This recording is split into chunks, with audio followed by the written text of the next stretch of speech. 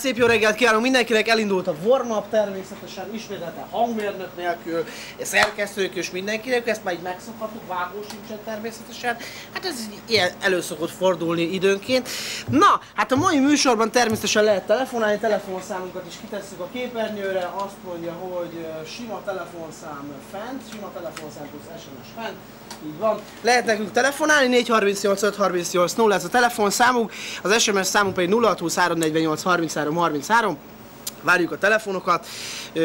Ma egy picikét egyébként félre fogunk kalandozni, egy picikét beszélgetni fogunk az illegális szoftver használatról, illetve ennek következményeiről. Ugye mindenki tudja, hogy a BSA mostanában eléggé, hogy is mondjam, hát folytat ilyen jellegű nyomozásokat, és hát nagyon sok minden ebbe beletartozik, a szerzői és előadójogi dolgok, hogy nem szabad másolni ugye CD-ket, hogyha valami mondjuk letölt egy zenét az internetről, akkor ezeket természetesen büntetik, hogyha 24 óránál tovább is nálam vannak ezek a lemezek például, úgyhogy tulajdonképpen... Vendégként megjöttek a cuccok, jó?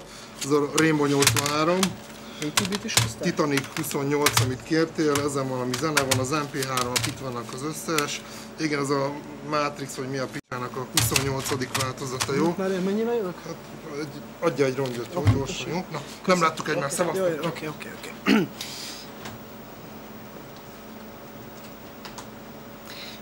Ott tartottunk, hogy a Super Mario-t is egyébként, hogyha például lemásoljátok az internetről és azt így használjátok anélkül, hogy megvettétek volna, mondjuk így ilyen formában, akkor az természetesen illegális, úgyhogy ilyen jellegű tevékenységet ne végezzetek, mert nagyon könnyen büntető eljárás indulhat ellenetek, mint ahogy valószínűleg ellenem is fog.